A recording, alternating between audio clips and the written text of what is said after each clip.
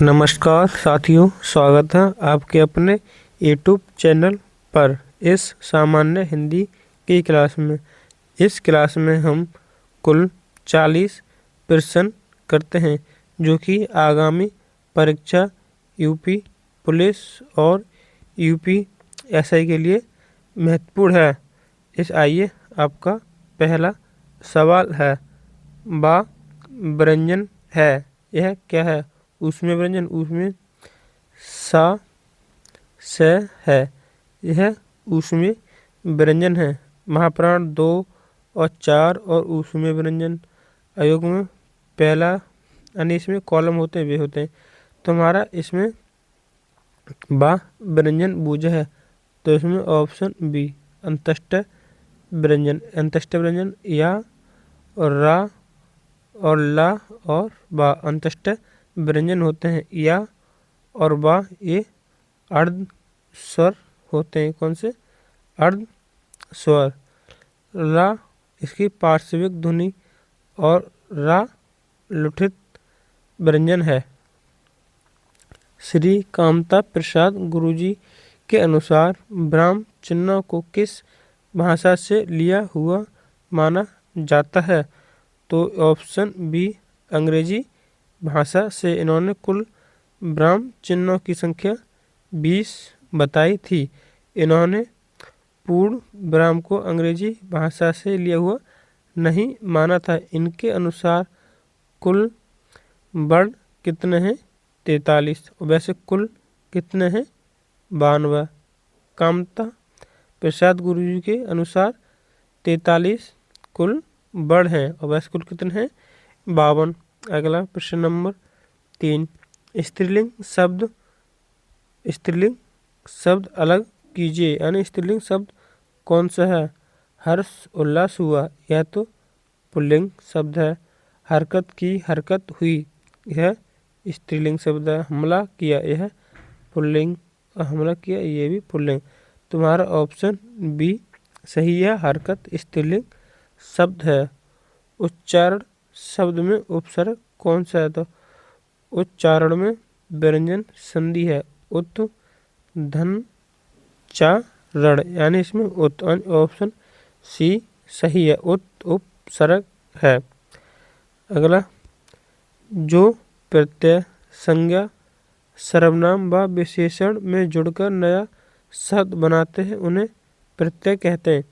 जो संज्ञा और सर्वनाम विशेषण में जुड़कर नया शब्द बनाते हैं तात्विक प्रत्यय कहते हैं। और जो क्रिया में लगते हैं उन्हें कृत प्रत्यय, कृदंत प्रत्यय कहते हैं। उसने नहीं। प्रश्न नंबर 6, उसने अपने को निर्दोष घोषित किया। इस सरल वाक्य को मिश्र वाक्य के रूप में मिश्र वाक्य कौन सा होगा? सीधा सवाल। तो उसने कहा कि, यानी कि मैं निर्दोष हूँ, तो की शब्द है इसमें आश्रित हो गया। तो हमारा ऑप्शन ए ही सही है। कौन सा? मिश्र वाक्य है। उसने अपने को निर्दोष घोषित किया, यह साधारण वाक्य है। इसका ये मिश्र वाक्य है। हमारा ऑप्शन ए सही। मैं काम से जा रहा हूँ, वाक्य में से का कारक है। मैं काम से जा रहा हूँ, वाक्य में से का कारक है, तो इसमें करण कारक है, यानी ऑप्शन बी सही है। अगला 8, वह बहुत अच्छा लड़का है। वह बहुत अच्छा लड़का है, वह में कौन सा सर्वनाम है? निश्चय सर्वनाम, बी अनिश्चय, ये नहीं, संबंध नहीं, जो सु संबंध, निज खुद या आप। तुम्हारा ऑप्शन ए सही है, निश्चय वाचक। वह कौन सा है? निश्चय वाचक। सर्वनाम के कुल कितने भेद बताया मैंने आपको? 6 भेद। कौन सा? पुरुषवाचक सर्वनाम, संबंधवाचक सर्वनाम, संबंध प्रश्नवाचक सर्वनाम, निश्चयवाचक सर्वनाम, अनिश्चयवाचक सर्वनाम और एक निजवाचक सर्वनाम। पुरुषवाचक सर्वनाम से संबंधित नहीं है। पुरुषवाचक के 3 भेद। पहला उत्तम पुरुषवाचक, दूसरा मध्य पुरुषवाचक और तीसरा अन्य पुरुषवाचक। मध्य में मैं और हम, और नहीं, उत्तम में मैं और हम, मध्यम में तू, और अन्य में यह, वह और ये। तो इसमें पूछा पुरुषवाचक सर्वनाम से संबंधित नहीं है, तो हमारा ऑप्शन डी कोई, यह अनिश्चय वाचक से संबंधित है, ऑप्शन डी सही जवाब। प्रश्न नंबर 10, शांति अगर विशेष्य है तो शांत क्या होगा? तो शांत विशेषण, यानी ऑप्शन सी सही है। वाह वाह कितना सुंदर दृश्य है, रेखांकित शब्द में कौन सा अव्यय है? शोक, यहाँ कोई शोक हो रहा है? नहीं। संबंध है? नहीं।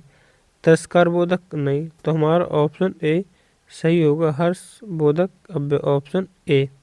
अगला प्रश्न नंबर 12, वह हंस रही है।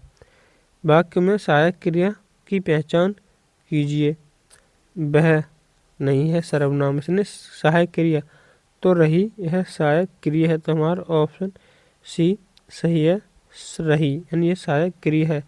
श्रद्धा नंद का संधि विच्छेद क्या है?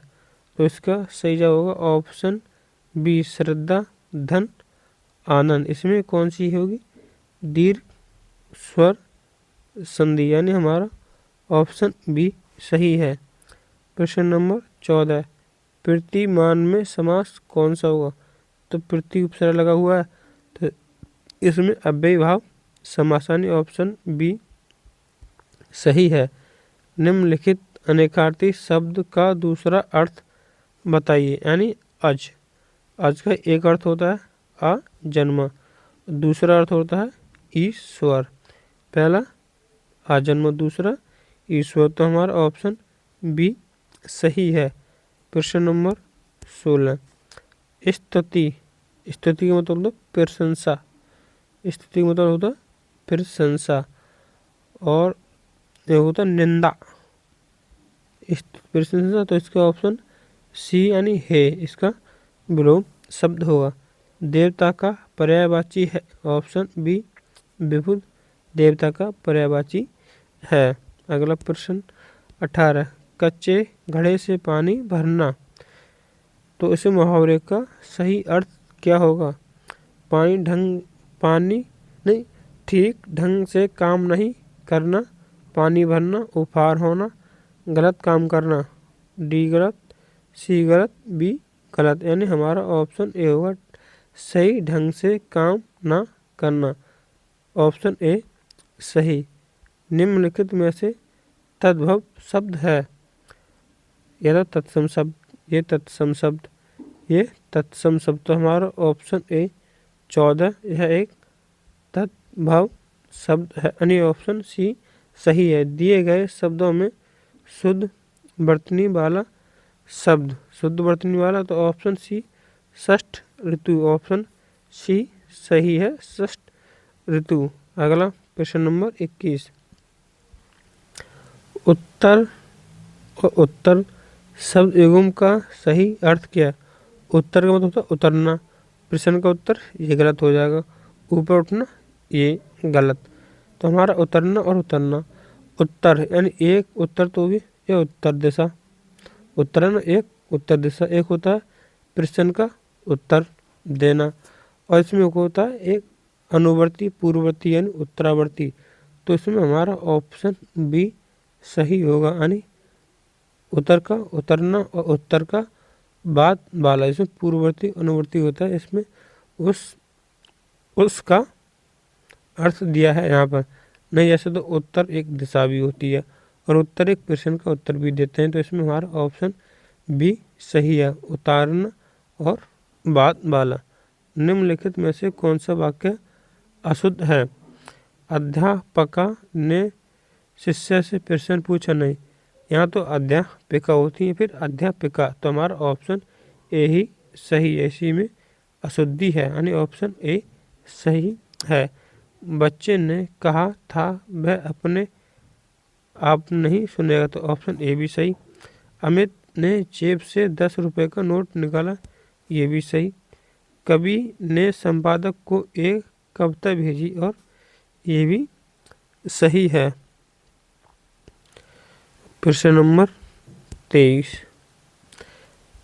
निम्न में से कौन सी बोली उत्तर प्रदेश की नहीं है? तो हमारा ऑप्शन ए मेवाती है। कहाँ की है? राजस्थान की बोली है।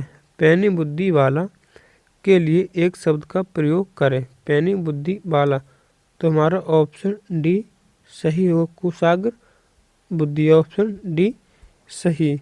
प्रश्न नंबर 25, अखियाँ हरी तरसन की भूखी, कैसे रहें रूप रस रांची, ए बतिया सुनिए और सूखी। तो उपरोक्त पंक्ति में कौन सा रस है? इसमें हमारा ऑप्शन बी वियोग श्रृंगार रस है, यानी ऑप्शन बी सही है। प्रश्न नंबर 26, जहाँ उपमेय में उपमान की संभावना अथवा कल्पना कर ली गई हो वहाँ कौन सा अलंकार होता है? तो ऑप्शन ए यानी उत्प्रेक्षा अलंकार होता है। यहाँ पर यानी दो शब्द प्रयुक्त हैं और दोनों का अर्थ अलग अलग हो, दो से अधिक। श्लेष अलंकार में एक शब्द प्रयुक्त होगा, उसका अनेक अनेक अर्थ हो, वहाँ श्लेष अलंकार होता है। किस छंद का प्रथम व अंतिम शब्द एक सा होता है? तो उसमें कुंडलियों का प्रथम और अंतिम एक जैसा होता है। जिस प्रकार यहाँ से सावन से स्टार्ट हुआ तो यहाँ पर सावन से ही अंत होगा। कुंडलियों में दोहा प्लस रोला से मिलकर बना होता है। प्रश्न नंबर 28, तरनी तनुजा तट तमाल तरुवर बहु छाए, प्रयुक्त पंक्ति के रचयिता कौन है? इसमें अनुप्रास अलंकार है। कौन सा अनुप्रास अलंकार? यह बुझा किसकी पंक्ति है? तो हमारा ऑप्शन ए भारतेंद्र हरिश्चंद्र की पंक्ति है। माखनलाल चतुर्वेदी को पहले साहित्य अकादमी पुरस्कार मिला 1955 में हिंद तरंगणी के लिए। निम्नलिखित में से सबसे पहले अपनी आत्मकथा हिंदी में किसने लिखी? तुम्हारा ऑप्शन डी राजेंद्र प्रसाद ने, हमारा ऑप्शन डी सही है। अगला प्रश्न नंबर 30, बिहारी किस राजा के दरबारी कवि थे? तुम्हारा ऑप्शन सी जय सिंह के बिहारी जय सिंह के राज दरबारी थे। बिहारी ने एक बिहारी सतसई लिखी। बिहारी सतसई, इसमें कुल 700 दोहे थे। ब्रह्म गीत के रचयिता हैं। ऑप्शन ए सूरदास ब्रह्म गीत के रचयिता हैं और विद्यापति की एक कीर्ति लता और एक कीर्ति पताका है। अगला प्रश्न नंबर 32, ईदगाह के रचनाकार कौन है? तो ऑप्शन ए प्रेमचंद। अगला प्रश्न नंबर 33, वीरों का कैसा हो बसंत कविता के रचयिता कौन है? केदारनाथ नहीं, ऑप्शन बी सुमित्रा कुमारी चौहान। इसके रचयिता कौन?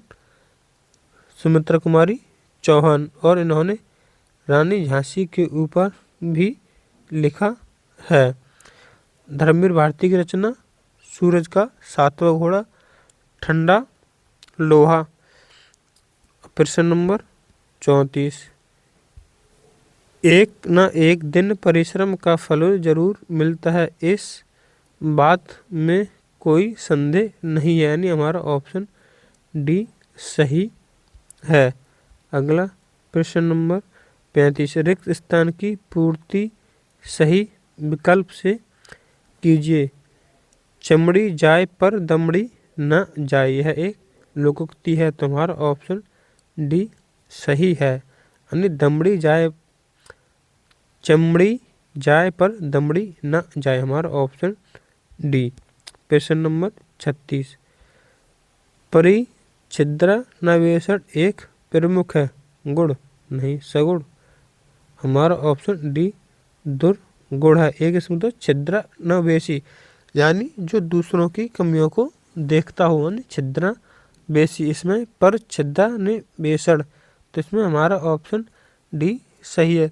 विश्व में ही प्रधानता है, विश्व में ज्ञान की, विश्व में धर्म की, विश्व में कर्म की प्रधानता है, यानी हमारा ऑप्शन सी सही है। अगला 38, विश्व हिंदी दिवस कब मनाया जाता है? तो इसमें ऑप्शन डी 14 सितंबर को हिंदी दिवस मनाया जाता है व 10 जनवरी को अंतर्राष्ट्रीय हिंदी दिवस मनाया जाता है।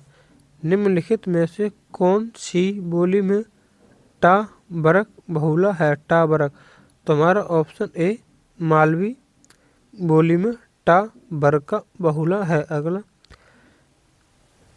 प्रश्न नंबर 40, निम्न में से कौन सी रचना मुंशी प्रेमचंद जी की नहीं है? तो हमारा ऑप्शन बी टेढ़े मेढ़े प्रेमचंद मुंशी जी की नहीं है। गबन भी सेवादान शतरंज के खिलाड़ी, यह प्रेमचंद के इसमें पूछा नहीं, तो हमारा ऑप्शन बी सही होगा। अगर आपको हमारी यह वीडियो पसंद आई हो तो एक बार चैनल को ज़रूर सब्सक्राइब व वीडियो को लाइक करें। जय हिंद, वंदे मातरम।